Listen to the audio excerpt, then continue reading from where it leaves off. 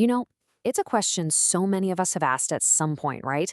Why doesn't he seem to care? Well, today, we're going to break down the psychology behind that emotional wall. And I mean, it's just a frustrating and, let's be honest, often painful experience. You put yourself out there, you show vulnerability, you express your feelings, and you're met with what? Nothing. A total blank wall. And it's so easy to tell ourselves stories, right? Oh, he's just confident, or he's just really strong. But the actual psychology behind that emotional distance, it's rarely what it looks like on the surface. Okay, so this is where we have to totally reframe the whole thing. We see emotional distance and we think it's a sign of strength or power. But almost always, it's just a shield. That thing we perceive as confidence, it's often really deep-seated fear. What looks like strength, that's usually a wall built brick by brick from past trauma. And what we mistake for power, yeah, that's just a desperate strategy to avoid feeling anything at all. All right, so to really get this, we have to start by looking inward. Let's peel back some of those layers and really examine the internal drivers. Like, what is actually going on behind that emotional wall? Okay, first up is this idea called emotional avoidance. And let's get one thing straight. This does not mean they're emotionless robots. No way. They feel things, often super deeply, but they actively, consciously push those feelings down. So why do they do that? Well, because to them, vulnerability feels dangerous. Caring requires being open, and being open means you can get hurt. It's a really powerful defense mechanism, not a lack of feeling. And you know, this emotional avoidance, it often comes from something psychologists call an avoidant attachment style. Basically, someone with this pattern craves independence, and emotional closeness can feel totally suffocating. Sound familiar? This explains that classic dynamic, right? The moment things start getting serious, the intimacy deepens, boom, they withdraw. It's not even a conscious choice sometimes. It's a subconscious drive to get back to what feels safe, which is distance. So, where does a style like this even come from? Well, more often than not, the root cause is unresolved trauma. And we're talking about serious stuff here. Major betrayals, rejections, or just a deep, shattering heartbreak. Things that never really got a chance to heal properly. And that trauma creates this really powerful, unconscious motto that they live by. It's a simple, protective little equation in their head. If I don't care, I can't get hurt. See?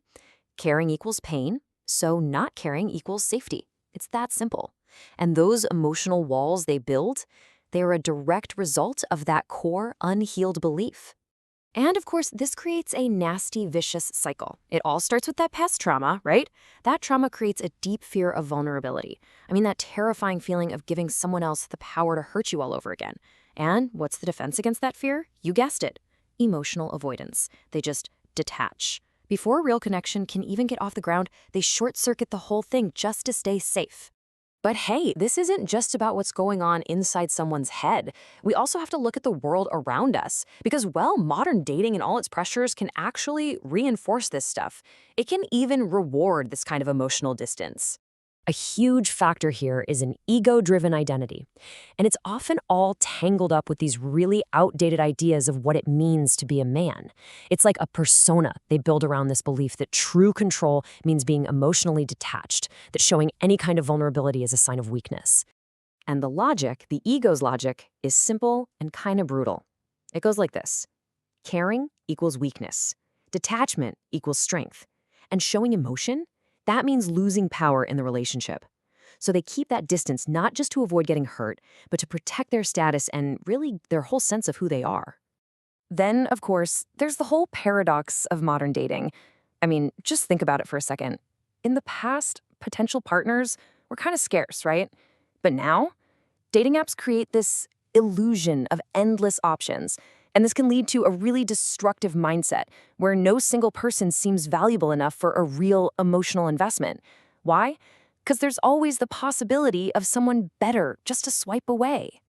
Okay, and a final factor we have to talk about is one that's less about trauma or social pressure and more about a fundamental skill, emotional intelligence, or EQ. Sometimes what looks like him not caring is actually an inability to even understand what's going on. And it's so important to get this. This isn't always intentional. It's not always malice. For some guys, the issue is a genuine, real struggle to process emotions, their own and other people's. In those cases, the indifference you see isn't a choice, it's a result of low emotional awareness. It might look exactly the same from the outside, but what's driving it internally is totally different. Okay, so we've unpacked a lot of the psychology here. But, understanding why he does what he does, that's only half the battle. The most important part is what you do with this knowledge.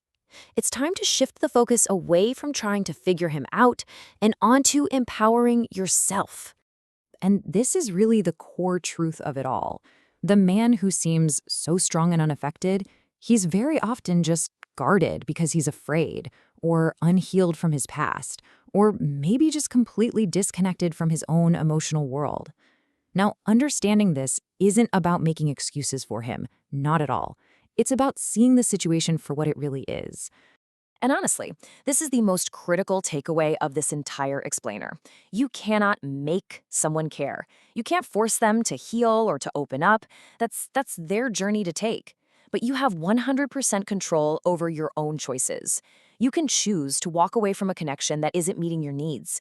You can choose not to settle for someone who's emotionally unavailable. That is your power. So ultimately, the question itself has to change. As long as you're focusing on why doesn't he care, you're keeping the power in his hands. But the moment you start asking, wait, why am I asking this? Why am I investing my time and energy in someone who is clearly unavailable? Well, that's the moment you take your power back. And really, that's the only question that truly matters.